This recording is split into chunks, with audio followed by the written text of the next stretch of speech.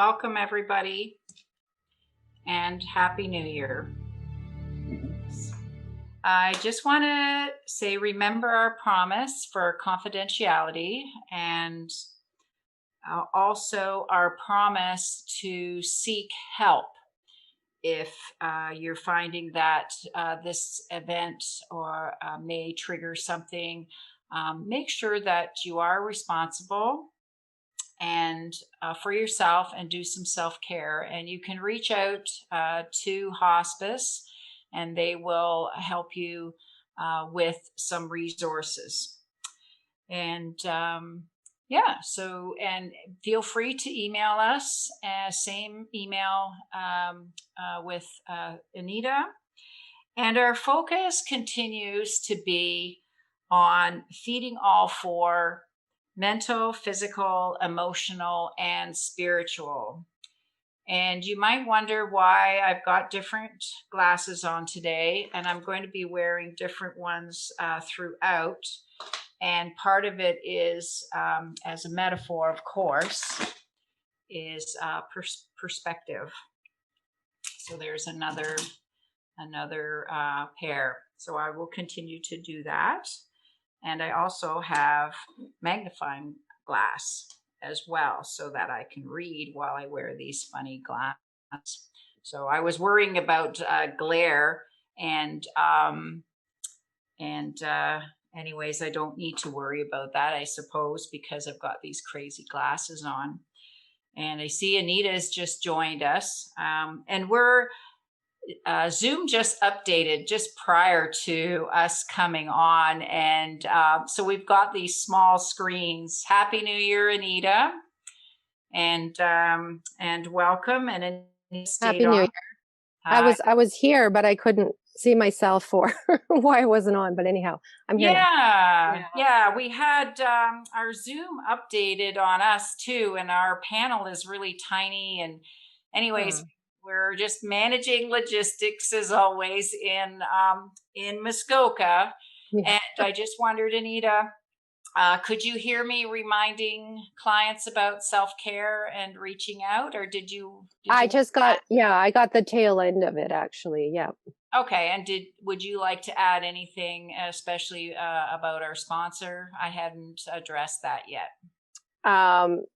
So just again, thank you to our generous sponsor for supporting this program, and also of course to you, Elka, and Nathan for facilitating and moderating, and welcome everyone who's with us today, and Happy New Year. Yes, Happy New Year. I'm happier when I can see, and I did bring my magnifying glass as well.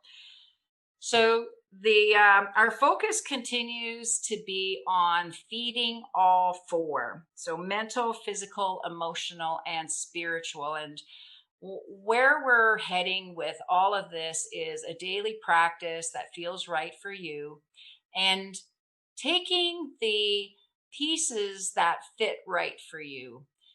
You don't need to do all the strategies. Just strategies that work for you, that feed your soul, that excite you. Include that in your daily practice and start building that. We will be talking more about that, especially in the next few weeks. So one of the things I'd like to remind you of is that we do have the links. So I know Anita sent them out. So if you do need those, again, just reach out, let us know if... so that you can watch them anytime. You're free to share them as well.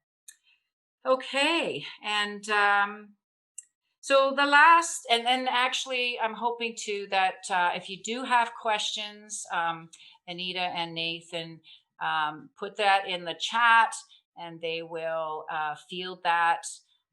And we will get them addressed. If not today, certainly in the next session or in between. Okay, so just know that we are counting on your feedback and certainly on answering anything for you, because this is for you. So the last and actually, Elka, on that note, perhaps it's a good time. I think there's a question in regards to the outline having a handout. Do we have a handout that anybody needs to have in front of them for today, or? Not today, no. I will be referring to the beliefs which we had sent out, and we will address some of the remainder layers of anxiety. So people have that handout. If you don't, we're happy to send that to you. So and you're welcome, or if any of your friends too want to join now, they've got the first 5 sessions, so no one needs to feel like they've missed something or something's been left behind. So you'll get all that. So I hope that helps. Okay, one of the things we had talked about is in our last session is about second guessing and perfectionism. And so we introduced that subject a little bit, and it does come from a belief system that we got when we were small and that we developed as we grew into adults. And we're a very cognitive culture and a very thinking society. So what we need to do is balance that. However, we also need to be aware of where does the self-doubt come from, where does the perfection come from, where does the second guessing come from. And when we understand that, then we can make changes. And even if it's about being gentle with ourselves and knowing that we do have a choice. And I do have the little TikTok that you hear behind me is my dog clicking away. So he's just feeling restless. Anyways, it's not a bad thing to be a perfectionist. It's not a bad thing to have a high bar. However, if it's giving you pain or others around you pain, so causing some kind of stress around that, then it's worth looking at and knowing that these things belong to us. So if your towels need to sit a certain way in the bathroom, just own that and maybe straighten them out. But if you find that you get irritated with your family members or even yourself, maybe is look at that as, it's just something you want. If you hire somebody and, they've done maybe a 90% okay job or a great job, however you want that 10% is, that's okay too. Take the bar up to where you want it, where you feel comfortable, though also know it's your bar. And I want to just give another example. It's also a personal one. So, if you have a gardener coming around or gardeners, and maybe they've put in, 8 really heavy hours, but they didn't get everything. It's not about being upset about what they missed. It's about that they've saved you 8 hours. And if there was two of them, they saved you 16 hours. And it's up to us to take it to the level that we want it. So just kind of take a note about that and in yourself and know that some of that could be maybe you could ease up on your perfectionism, or at least know that you are like that or that you want things a particular way. So just be mindful of that because it can cause stress and feeling overwhelmed for sure. And some of these do come from beliefs. Is we might think that if a towel wasn't hung up a certain way, then we may have a belief that that was deliberate or lazy. And I use that as a metaphor, however, it can be with anything. It's natural for humans to have a critical mind. And artists really experience that. Actually, we all experience it. And one of the things is we can easily get discouraged. And I just want to show you again is, here we are as, let's say we start as babies. Babies can actually, they're cognitive, they understand language very early on and before they can speak. So that's already, an indication of our cognitive is always a little bit ahead of our skill level or our physical level. And and I'm going to use the example of artists is, you could advance as an artist and move up in whatever skill you're doing, whether it's sewing, whether it's drawing. And what happens is the cognitive always looks down, because the cognitive is ahead. It's ahead in its dreams, it's ahead in its aspirations and goals and the things that it wants to achieve. And what I want you to notice is that the skill level keeps growing as well. And one artist explained it really well to me, because I I used to get very discouraged in exploring watercolor techniques or artistic techniques, and this mentor, he'd been doing art, I think, for over 40 years. And I said, well, what happens? And he said, well, and he gave me this metaphor. And he said, I realize that I'm always going to aspire. I'm always going to have goals. And part of our human nature is to have this critical mind. It's very innate in us to want to explore. It's innate in us to want to learn.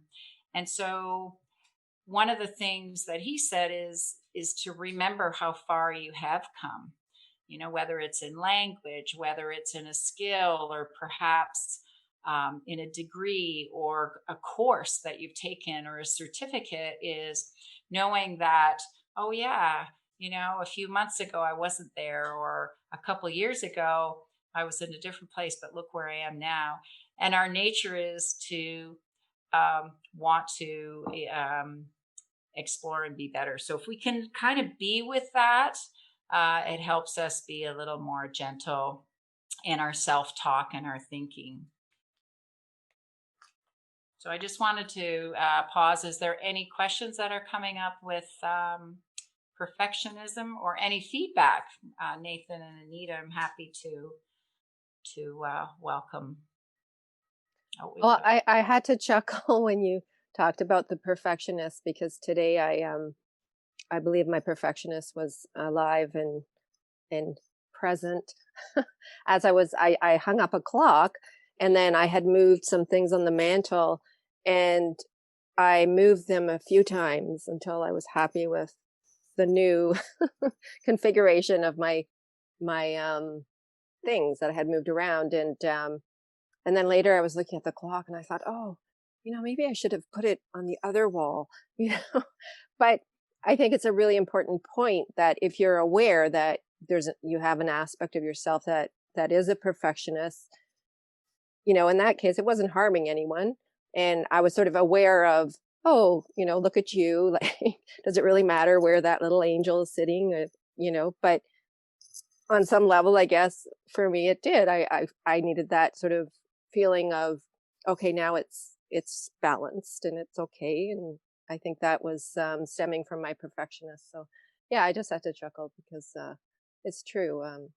It's good to be aware of these aspects of ourselves, and that it's about us, right? And sometimes it's really doesn't harm anyone, but sometimes it can raise its head, and maybe, as you were suggesting, someone else might do something at what you consider the 90% level, and that 10% is important to you. So I guess it's just navigating that 10%, sometimes with the person either accepting that, okay, well, I gained 90% and I'm going to deal with that 10%, or maybe you can negotiate that extra 10% with someone. So I think it can yeah, perfectionist can be a useful part of yourself, Absolutely, and it inspires us, and it's good that you could chuckle about it. I can laugh at myself too. Sometimes I don't laugh at myself, and then later I laugh at myself. Nathan, I do see a couple raised hands. Yeah. Do we? Yeah, there's a couple of participants we can allow to speak in here. We'll just go one at a time. Give me 1 second. And I would just ask if, as a participant, be as succinct as you can be, and plan what you've got to say. So we'll just take a little bit of time now, and then we'll keep going. So Go ahead, speaker number one. I think it's me. Is that correct? Yes, it is. Okay. Uh, with my perfectionist tendencies, I struggled when COVID happened to follow all the rules to make sure, you know, that my family was following the rules, and it caused some friction. So I'm struggling. I actually did some therapy with exposure therapy so that I would get less anxious about COVID. And I got a whole lot better, but I am finding I'm struggling now with the increase in numbers and the ramped up hype from the government that to know what's appropriate and what isn't with the anxiety. So I'm just wondering how to balance that.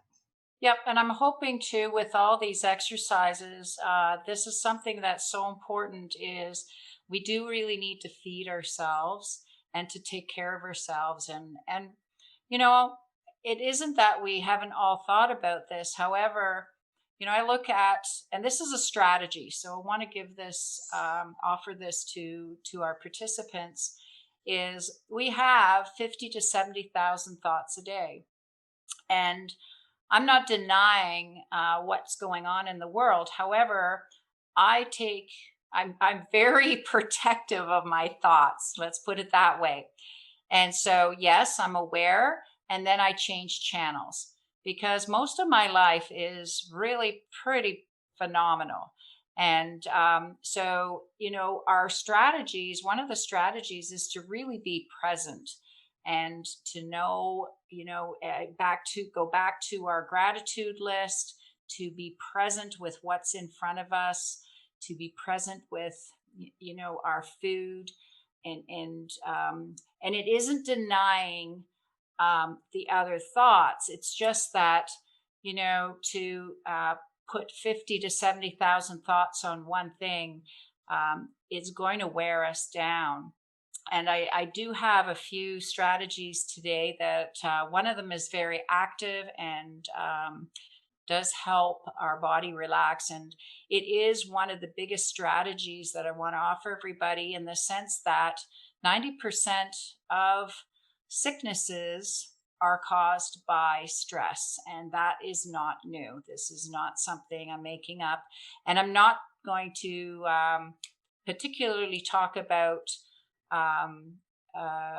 what's happened out there because there's so many things in our life, and we'll be even talking about that in the next few sessions that are outside of what's going on. So we have another hand raised. Nathan, I'll leave that with you. Yeah, we'll let another participant in, and then I think there's another question in the chat that I would love if we could address. I think I can relate to both sides of that equation. All right.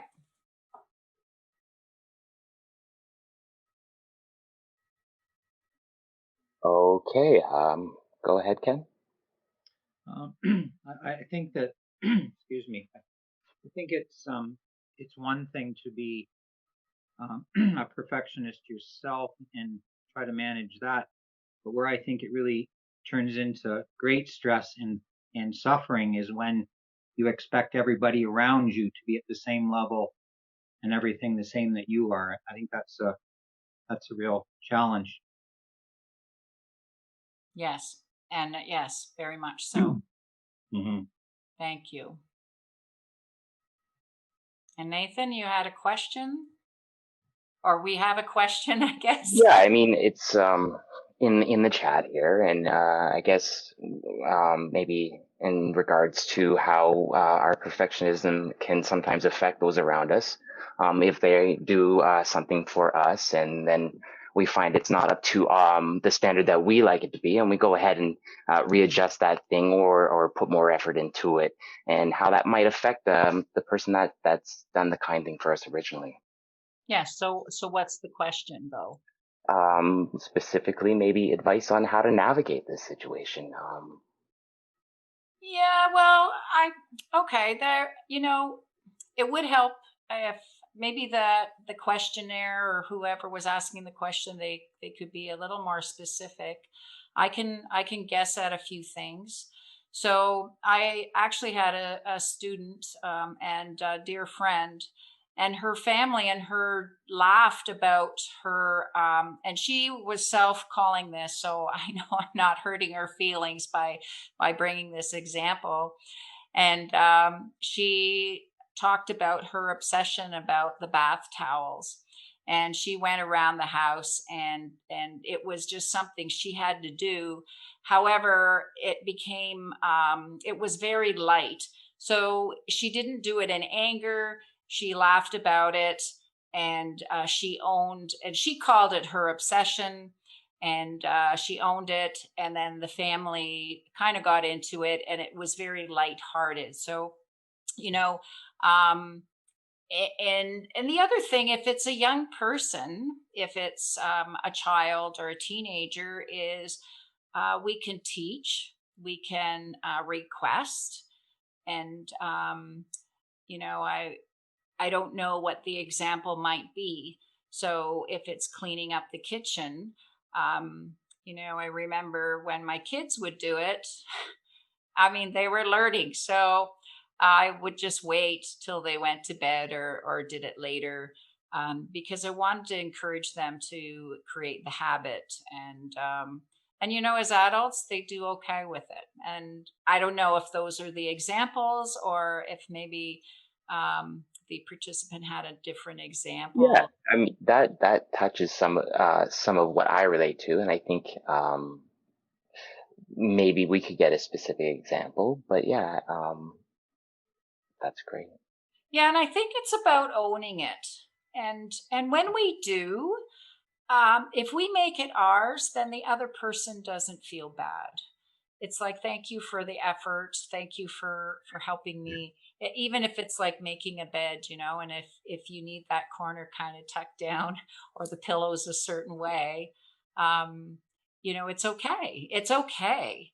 And but if we make the other person wrong, or blame them somehow, or assume or judge, that's, I think, when we create problems. So It's swinging um, back around to the graciousness for that 8 hours of work our gardeners have put in for us, instead of being absolutely. upset about the missing part. Yeah. Yes, yes. And the gratitude. And so, yeah, I think it's in, maybe to answer that, is in the approach, and also to really own, what is our expectation, and know that it's ours, and know that other people have different ways of doing things, different orders. Some have different priorities, and that doesn't make it a right or wrong. Yeah, and I just want to add both that comment that was posted in the chat, and that I think it's true. It's very important to recognize um, when it's our own perfectionism, and and what comes up for me is just, again, sort of a reminder of using curiosity, right? If it is becoming Mhm. um, a problem between you and somebody who maybe has done something for you, and you feel this compulsion, or you feel this need to redo it to kind of the level of perfectionism you feel it needs to be done. And I mean, you could sort of be curious about, well, what's under that, like why is that so important, and try to get a little bit of distance between it. And then maybe there's more space just to, as Elka suggests, accept that we all have different standards, and um, different levels of perfectionism, because I think there's always that, we're always needing to negotiate in the world, in relationship, and again, as Ken said, if it's your own perfectionism in your own space, in your own world, it's fine, right? I mean, and it's everyone's right to have things how they would like them. But, obviously, if you're living with someone, or you're in a relationship, any kind of relationship, there's always going to be that negotiating. So maybe using, if it becomes an issue, you could use curiosity to sort of take a step back and sort of explore what's behind the need for something to be at a certain level where it's becoming, hurtful to someone else. That might be a Curiosity strategy. is really one of my favorite words. It's a great word, and just say one more thing about that, and I think it may answer to one of the previous comments is this right and wrong is that there is no right and wrong, and if we can kind of look at um, if you want to say that both people are right or or maybe honor or acknowledge both approaches. And whether it's with guidelines or mandates or exceptions, or it is very confusing out there. And I think, again, this is where, like, when we give these strategies, we really are thinking about the broader sense of things. And, is it like, and curiosity can be such a great tool to open that conversation. And because if we come on to making people do a certain thing or expecting, or somebody is wrong in their interpretation, I'm just emphasizing that is, if we can change that and be curious or ask about, how did you get that perspective, or how are you interpreting this, or how is this good for you, and these questions and curiosity open up conversations for sure. So I'm just watching our time, and I'm going to just have fun with the glasses only because it's really giving perspective, and and so and it's just an illustration again about our perspective is the screen is the same. Anita still looks the same. So does Nathan with this picture, though my perspective has changed when I put, and that's what the metaphor is with the glasses. So, and this is Charlie Chaplin. Anyways, the exercise that I would like to share is the yes, no, maybe exercise. And I think we did talk about it a little bit. And it's just an important exercise.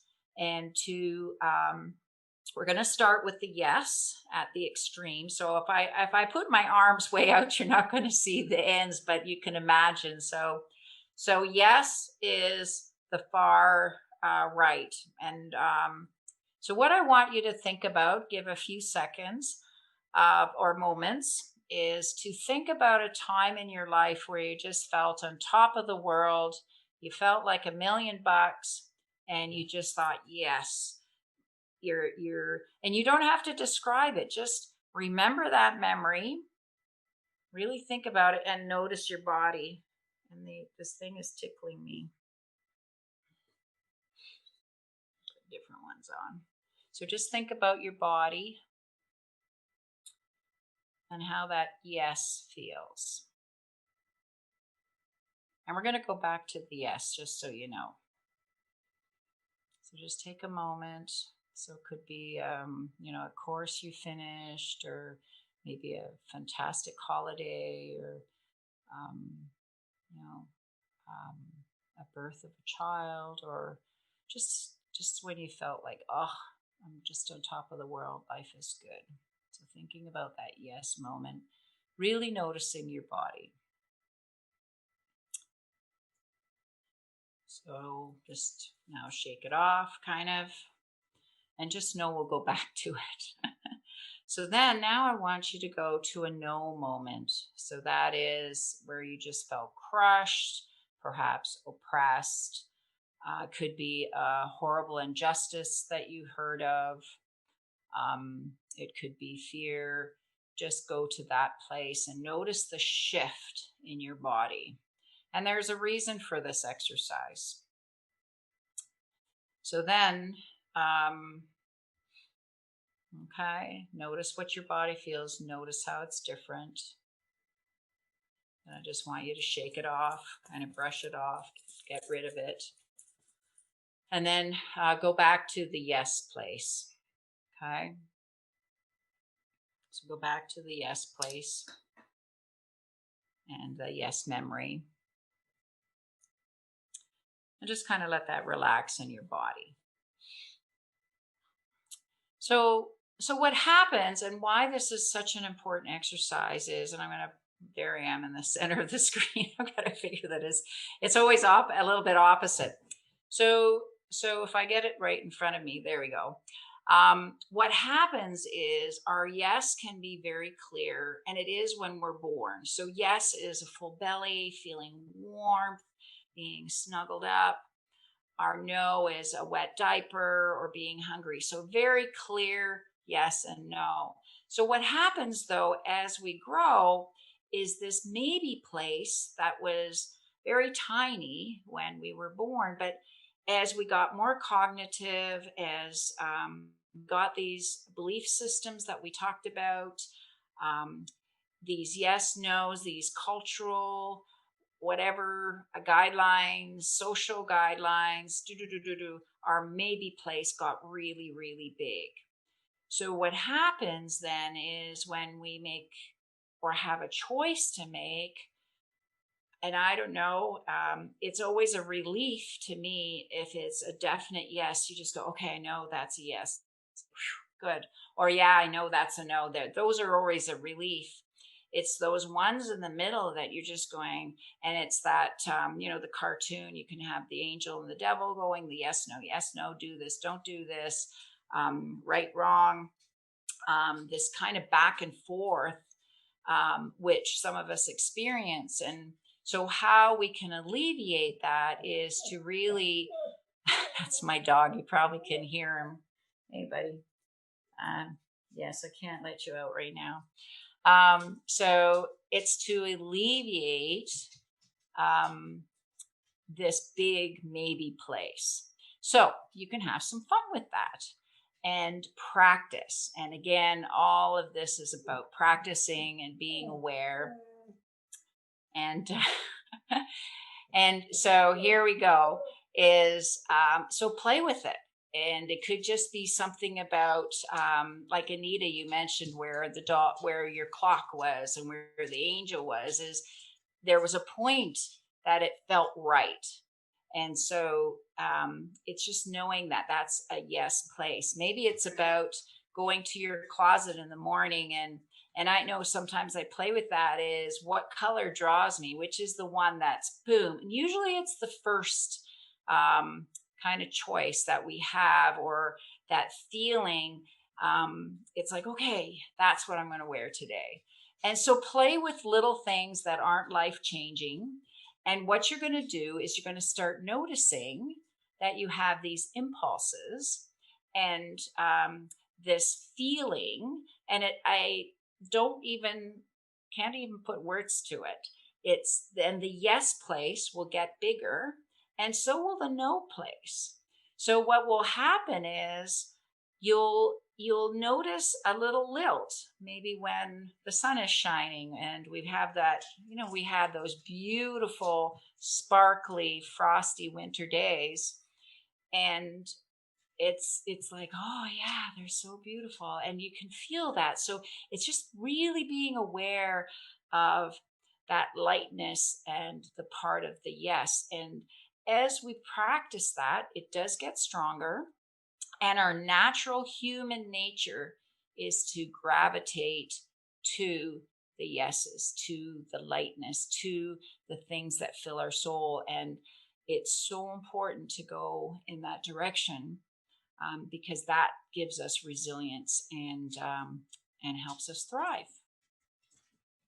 So I hope that I don't know if Anita, you've got any questions about that, or Nathan. I just I just sort of clarification. So, are you suggesting that as you become more practiced in noticing or in finding your yes or finding your no, that maybe space becomes wider between the two? Oh, actually, it gets smaller.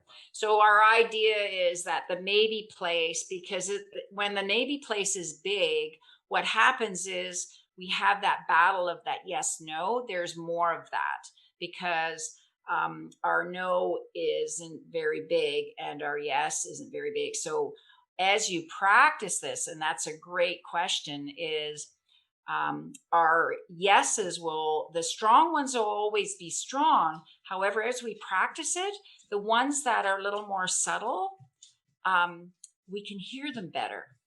So that's where I was going with that. So we want to be able to hear the yeses and the nos. So our bodies, it comes back to our body being our own pendulum. Our bodies, each body is unique. Each body is different. And that's why even in this program, we're offering things. We're not saying this is the way to do it. It's just what feels right. And sometimes it may feel awkward because it's the first time or the second time.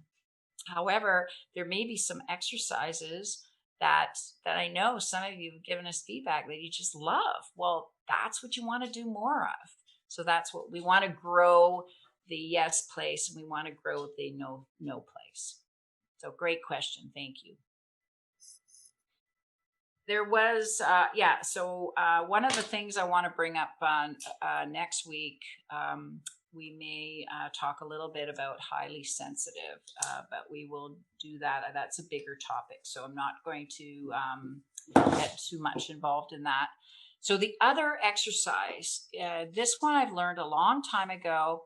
However, I'm also always taking courses, and I learned that progressive, it's actually, let me get the right name here and use my magnifying glass, progressive relaxation and autogenic training. So it's a big word. It's a great active exercise for when you have anxiety or want to relax or want to be present. So if you like, what I like to do, I could actually, I'm going to put it this way. If you really like this, you can make this a longer exercise. I've done it in a group, and we took 45 minutes. I'm not going to do that today. So what I'd like you to do, though, is I would like to give everyone a 15-minute experience. And you certainly can take it further after, because I think it's something you can remember and it's not so difficult. Okay, so what I'd like you to do is find a comfortable position. Pardon me. And this is a guided meditation. I'm not going to put music on. This is something you can do anywhere. And particularly, you can do it anytime. And it's also a good one to do at night if you're anxious or you're wanting, like sometimes deep breathing just really doesn't cut it. And depending on the level of anxiety.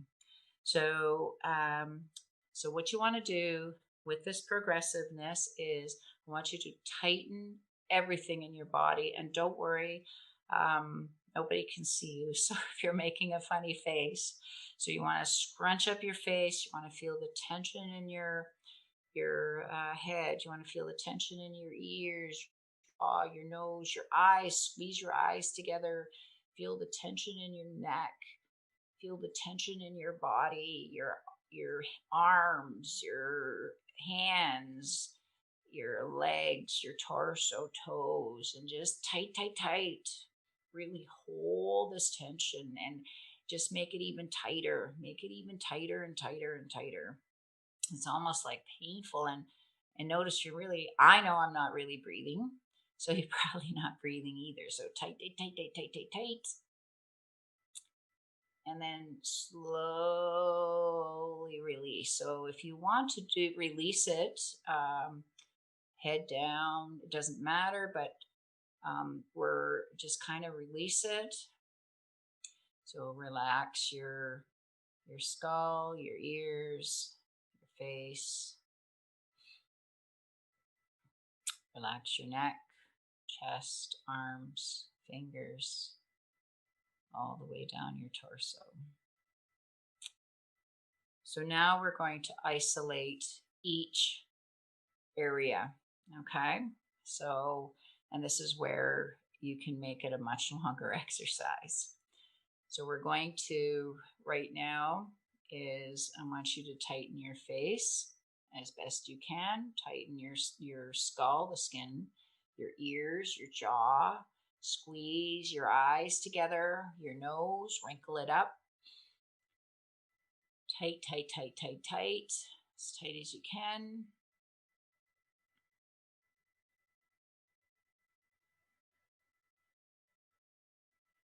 Keep holding it.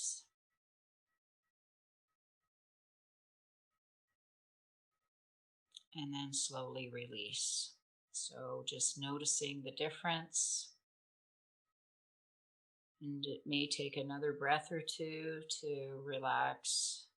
So noticing, relaxing the skin on your head, your ears,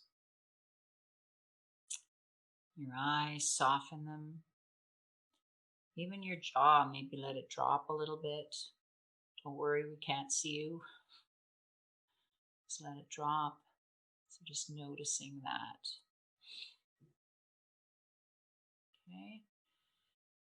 So taking a deep breath. So just letting that wash away. And so now focusing on your neck. And maybe you already have tension in your neck. But now I want you to even tense it up even more. As much as you can, tense up your neck, your throat. Make it tight, tight, tight, tight, tight. And hold it.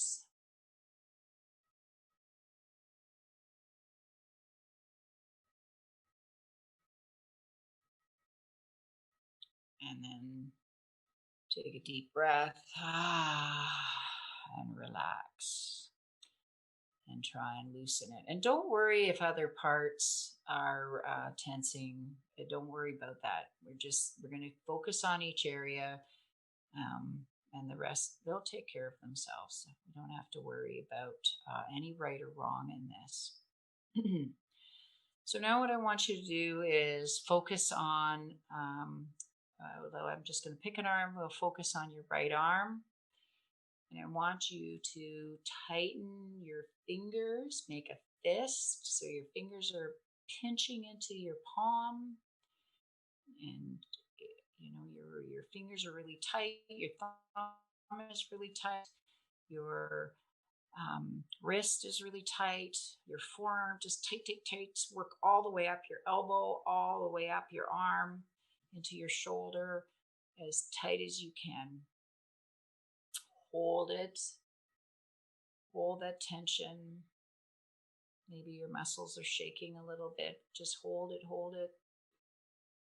And then as you relax, choose a direction. You can start with your fingers or start at the top, but just see if you can relax and melt those muscles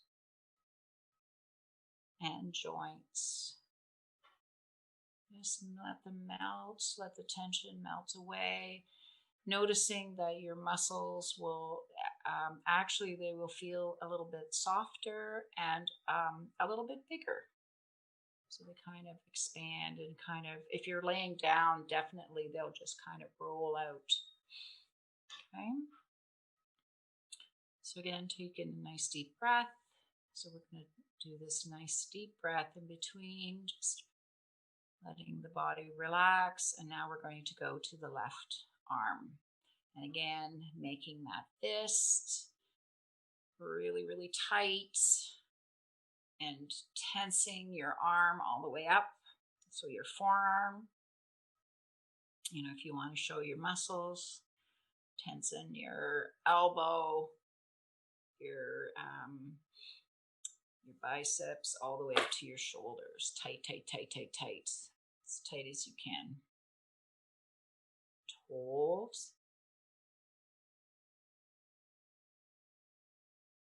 Hold as tight as you can. And then release.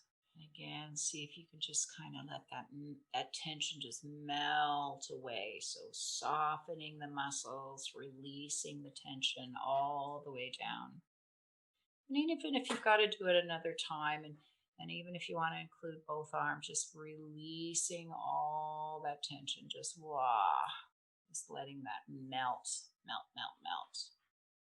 And you may want to, okay, so taking a deep breath again.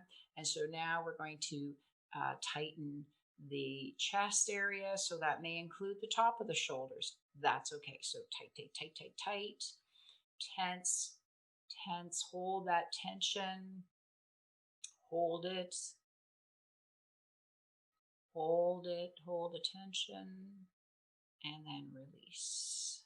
Again, just letting your shoulders melt, whether they're melting laying down or whether they're melting dropping, just feeling that kind of releasing the tension. Taking a nice deep breath, and we're going to go into the chest. So again, tight, tight, tight chest, and if your abdomen, if it helps to tighten your stomach, tighten, tighten, tighten, hold that. Tight, tight, tight. As tight as you can. Hold it, and then release. Release. So just letting that belly drop, letting it melt. And maybe you're just, slumping a bit. That's okay. If you're sitting, if you're laying there, just feeling the melt, your body kind of just melting and kind of, it does roll out a little bit and soften. So taking a deep breath and letting that tension go. And so we're going to just spend a bit of time on each leg. So I want you to tighten your toes. You can start with your right leg if you want to. Tight, tight, tight. Tighten your toes. Tighten your foot, your ankle, your calf, your knee, your thigh, all the way up to your hips. And I want you to hold that tension as tight as you can. Hold it. Hold it. Try and tighten it even more. And then take a big breath. Oh, it's such a relief to let that go. So just letting the muscle melt, letting that tension melt all the way down, all the way, letting your toes just melt. So maybe take a couple breaths, just letting that melt. So now do the other leg. Okay. Nice big breath. And then tense. Start tensing the toes, the feet, the ankle. Work your way up. The calves, the knee, the thighs, all the way up your buttocks and your hips. Tight, tight, tight, tight, tight. Hold it. Hold it. And then release. And you can take another deep breath. And then release. Just letting the tension melt away. And if there is any residual, just have another breath. Just taking another breath. And then it melts away. Now I'm guessing that part of your body doesn't want to do this anymore. We're going to do it one more time. And know that the longer that you make the tension, so I'm just letting you, I'm sort of counting to 10, but you may want to double it up on your own if you want to. So what I want you to do now is I want you to tense your back. So just imagine, and you may include your shoulders and your neck if you want to, but you want to go all the vertebrae all the way down to your sit bone. So from your neck, big breath, See, I'm even starting to yawn. It's like, my body doesn't want to do it. So tense all the way. So tensing your shoulders, tensing your neck, tense your whole back, and imagine each vertebrae tense, tense, tense all the way down if you can. So tension, hold it, hold it, hold it. Wait for it. Nice deep breath and release. So just letting your whole body melt. Just with such a relief just to let go of all that tension. So just taking a deep breath again. And so one thing you can do after, if you feel like it, but you probably won't, is tense. You can tense the whole body again. But what I want you to do, or invite you to do right now, is just taking a deep breath, taking a few deep breaths, and just letting that breath go through the top of your head and just letting it relax. So it's almost like this breath of warmth just going over your face, softening your eyes. Let it soften your jaw. Let it soften your neck and your shoulders. So each breath, just letting your muscles melt, letting them almost get gooey and warm, noodles, like warm spaghetti. So just letting that go, letting your stomach go. And we're not trying to hold in our stomach, so we can just let them plop out. Letting our legs relax all the way down. Letting our back relax. Okay. So, progressive relaxation and autogenic training. And it's something you can make longer if you want in your own time. I just want to ask real quick, did anyone experience that as we got near the end that your body just didn't want to tense up? Did that happen to anybody? It happened to me for sure. Okay, yeah. And so, and if it didn't, it's okay. Maybe you want to try it longer. One of the things is it does really relax your body, and you can try this if you're having trouble sleeping. But I'm guessing that you won't get through many of the exercises, and your body will fall asleep. Okay, so next week, I just want to talk a little bit about that. And then I think if we've got those questions, maybe we could deal with that. So next week, oh yes, it says we're painting. I had it all here. Maybe it's on the next page. Anyways, I know that now we don't need to paint, though if you have paints, that'd be really great.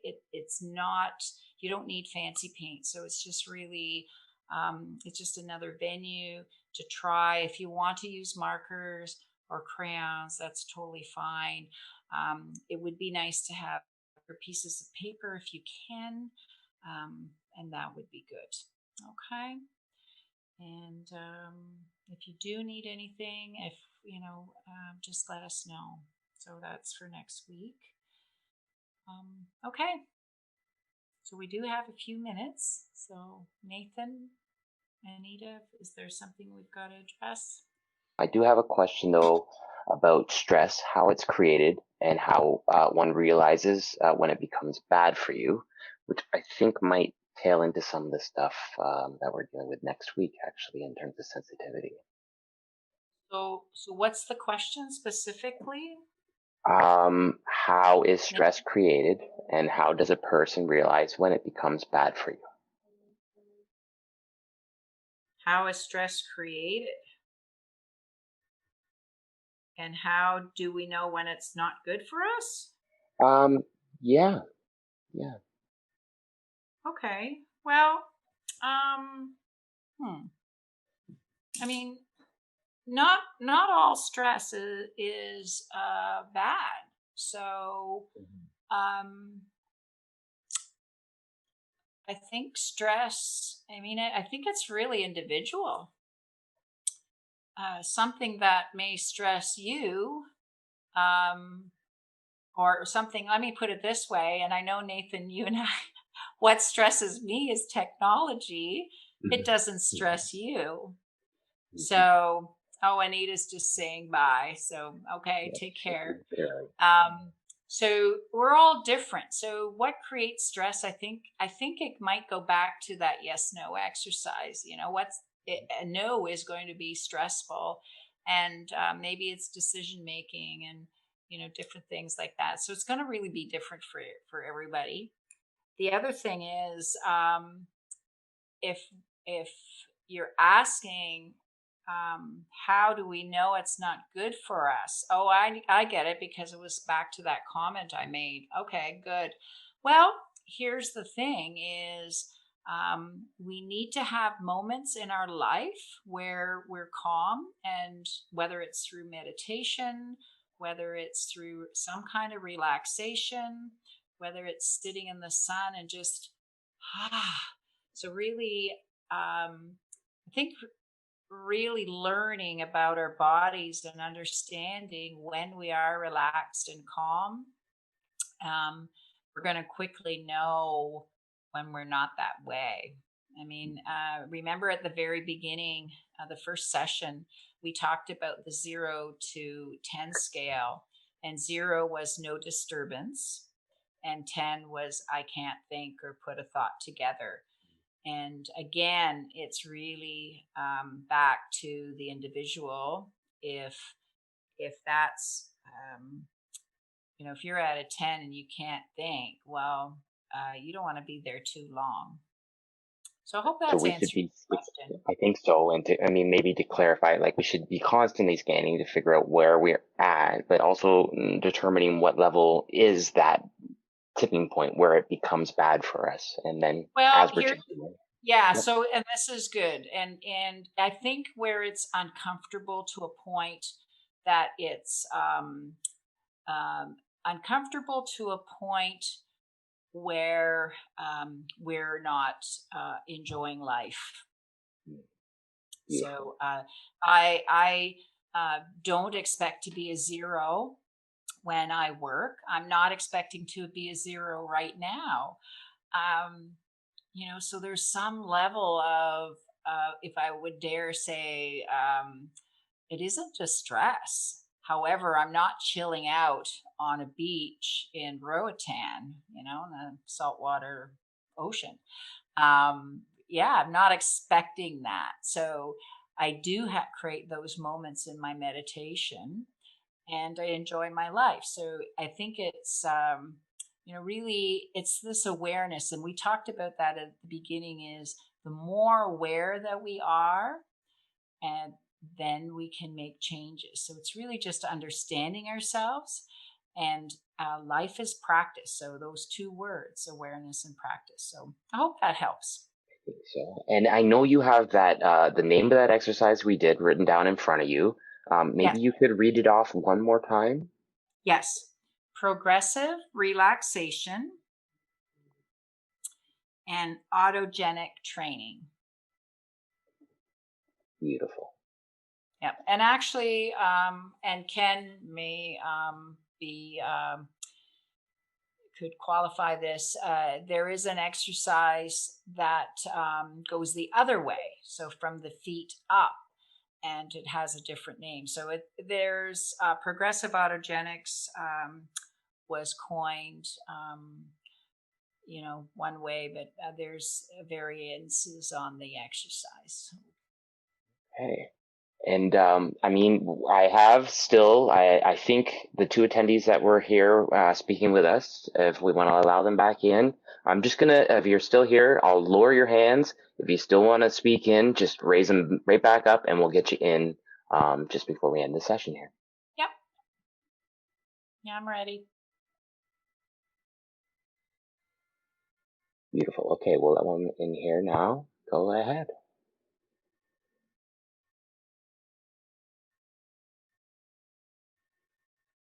And unmute yourself and speak up, please. Hello? Yep. Hi. Hi. I was just wondering, Elka, you were talking about the uh, yes versus, was it yes, no? That yes, no exercise? Yep. And I'm just wondering if you could do the same thing, you know, sort of this versus that, and feeling, embodying that, what they both feel like. I wonder if you would, you know, if you would recommend that we could do the same thing with thoughts and emotions, with anxious versus calm, let's say, or, you know, some negative thought versus the opposites in thought or emotions. Would that work the same way? Sure, you could. Yeah. You know, the unpleasant is going to go in the no realm anyways. However, Mm. it doesn't mean that it just is about being aware of your body, being aware where it fits. I mean, we can change it, of Mm. course.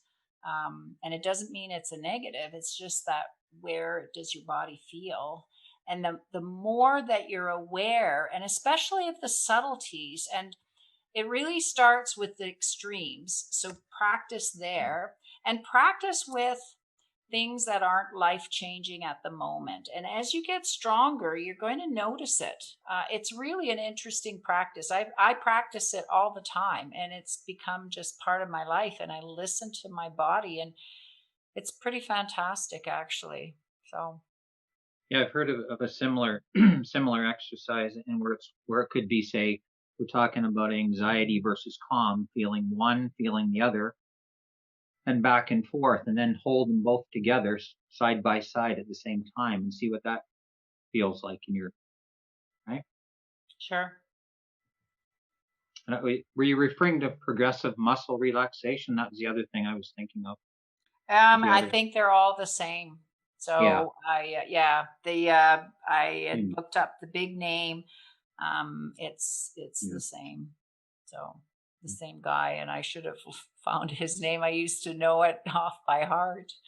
Anyways, we can always get that to everybody if they would like it. So Mhm.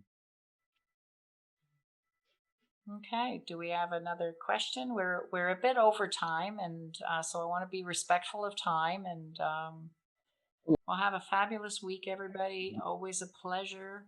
Thank you so much for this opportunity. And we're just so excited that we can record this so that, we can share it and you can always watch it again. Beautiful. All right. Take care.